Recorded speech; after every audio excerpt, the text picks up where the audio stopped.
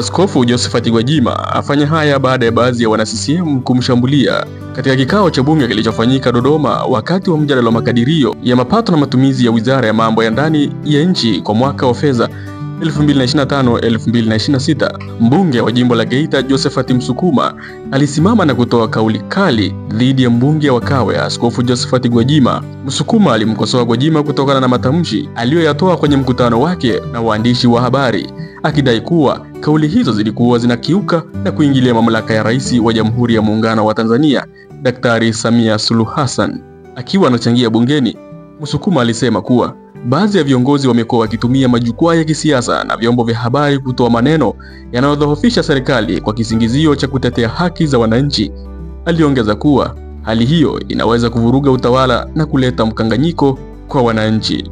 Tusilete presha za majimbo ukaanza kuingilia mamlaka. Rais ana nafasi na mamlaka ya kumtengua yeyote au kumteua mwingine kwa mujibu wa katiba. Tusitafsiri upole wa Samia kuwa ni udhaifu.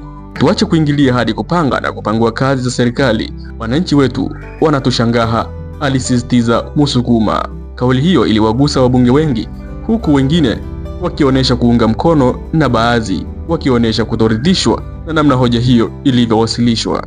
Baada ya kukosolewa hadharani, Askofu Gwajima hakukaa kimya. Kupitia ukurasa wake wa mitandao ya kijamii, alichapisha hotuba yake yote ya takribani saa moja aliyowahi kuitoa kuhusu matukio ya utekaji na mateso dhidi ya baadhi ya wananchi.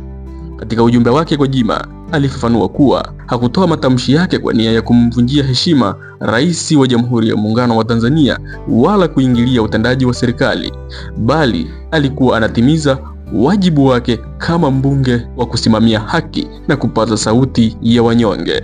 Gwajima alisema wazi kuwa vitendo vya utekaji na mateso yanayodaiwa kutokea nchini haviwezi kuachwa kimya, na kwamba kama kiongozi wa dini na mbunge ana jukumu la kuzungumza kwa niaba ya wale wasio na sauti.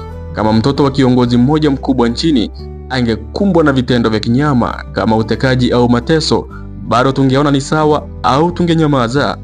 Mimi sitanyamaza wakati wananchi wanapotezwa na kufanyiwa ukatili. Nitazungumza kwa ajili ya haki za Watanzania, alisema Gwajima kwa msisitizo. Kauli yake hiyo imeibua mjadala mpana katika jamii, huku baadhi ya wananchi na wachambuzi wa masuala ya siasa wakisema kuwa kuna umuhimu wa kuwepo kwa uhuru wa kujieleza, hususan kwa viongozi wanaotaka kuibua hoja muhimu kwa maslahi ya wananchi. Wengine wanasema kuwa ni lazima hoja zinazohusu usalama wa haki za binadamu zichukuliwe kwa uzito bila kuathiri heshima ya taasisi za dola wala mamlaka ya rais. Hali hii imeonyesha kuwa ndani ya bunge na katika jamii kwa ujumla bado kuna mijadala mikubwa kuhusu nafasi za wabunge katika kusimamia haki za wananchi, mipaka ya mamlaka ya viongozi na uhuru wa kutoa maoni katika mifumo wa kidemokrasia. Kwa sasa macho na masikio ya wengi yameelekezwa kwa wabunge na kwa viongozi wa kisiasa, wakisubiri kuona kama mjadala huu utaleta mwelekeo mpya na namna ya kujadili masuala nyeti kwa uwazi, lakini pia kwa kuzingatia heshima ya taasisi za kikatiba.